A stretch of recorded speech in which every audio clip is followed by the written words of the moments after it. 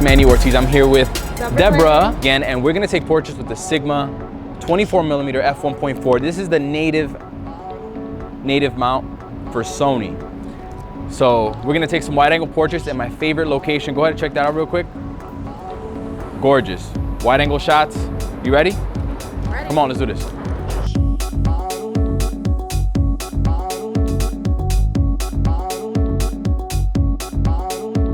Hold on a second, hold on. Let me go up there first though. You get one first. There you go. All right, ISO 100, 1/5000 of a second, f1.4. Let's check out eye autofocus. Go ahead and look at me really. The thing with backlit situations is that it usually gives me the most trouble when it comes to eye autofocus. This lens did a decent job. The other Sigma lenses, in my opinion, are better, like the 135mm, because sometimes, even when that little box was on her eye, it was actually out of focus. All right, so I needed to pause the video there really quick because this is really important to point out. Although you might think this is a beautiful location to shoot at, this is actually a nightmare scenario lighting-wise. So I'm shooting in that harsh afternoon light. It's a backlit scene. So already the colors in the background are gonna be kind of washed out. But the worst part about it is that water. So that harsh light hitting that water brings out that nasty color in the water. So it's like yellowish, greenish. It looks terrible. Also, with that beautiful background, I'm almost forced to underexpose my model because I don't want to lose those buildings in the background to just blown out highlights. So at the end of this video, what I'm gonna do is show you a quick editing tip on how to get rid of those nasty colors in post. Back to the video. So when I'm thinking about composition, I'm always thinking about what can I use in a foreground to create more interest in a photo. Here I'm using a railing, not only to do that, but to create also a leading line leading to the model.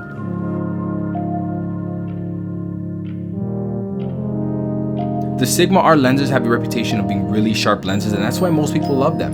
And the 24-1.4, there's no exception. It is tack sharp, but shooting against the sun, you are gonna notice chromatic aberration on those sharp edges, and I noticed it a lot in these photos. But I was able to fix it using a color neutralizer in Photoshop.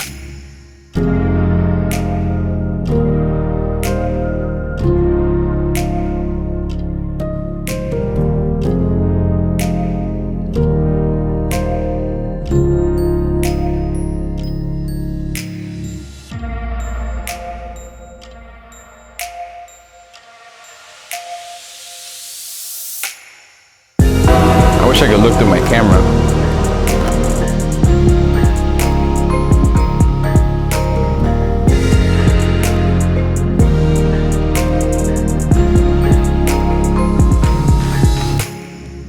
So this photo that I took here got such a great reception on Instagram. I want you to pay attention to how I'm composing this shot using my electronic viewfinder. Okay, ready? And come closer to me. Right there. Now walk through the frame really quick. I'm not taking no pictures. Right there, stop. That's the frame I want right there. Let me back up. The benefit of using an electronic viewfinder is that it allows you to see the picture that you're about to take before you even take it. 1, 2, 3, go ahead. Go back again. I love what you did. Do that again. 1, 2, 3, go. Good.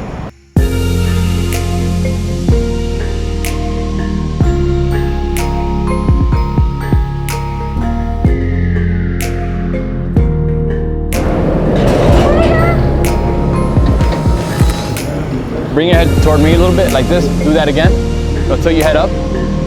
Right there, yeah. If you guys like the color tones that I'm using in my images, consider purchasing my Lightroom presets. The link is down below in the description.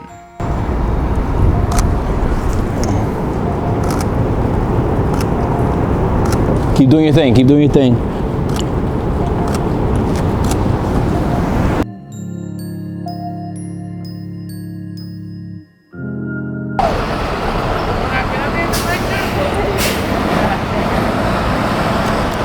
Welcome to my Lightroom, and oh, what the hell's going on here?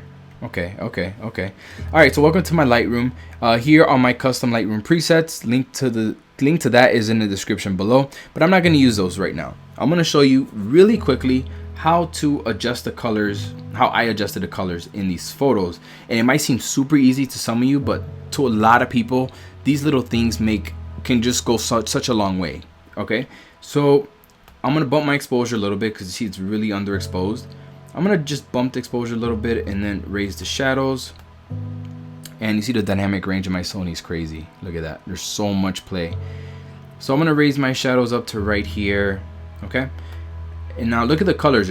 They're pretty nasty, right? Just go into your color, your saturation, drop that nasty yellow. And if you drop it all the way, it's gonna turn into a gray, and you don't want that. It looks unnatural. So I would drop it to maybe halfway, right?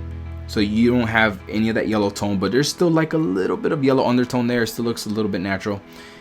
Next thing I'm gonna do is go to hue. And you see the blue on the buildings, I feel like it doesn't pop enough. I want the background to pop. So I'm gonna change the hue of my blues to a more of like a light blue teal color. And for me, it's a nice complementary color and it works well for me, in my opinion. So I'm gonna change the color or the hue to the buildings to that, and right there, that is pretty much it right there. Those are the colors that I use for the final images. As simple as that. Obviously, I did a lot more work like in Photoshop with dodging and burning, skin retouching, all that jazz, but that's a whole nother story. I hope that this little editing tip has helped some of you, and this photo shoot overall has, you have learned something from it. Because I don't like doing your typical lens reviews. I like to do stuff like this where you learn a little bit about photography and the equipment. So let me know down in the comment section below what you think of this video's layout. And thank you for tuning in this week. Peace out, guys.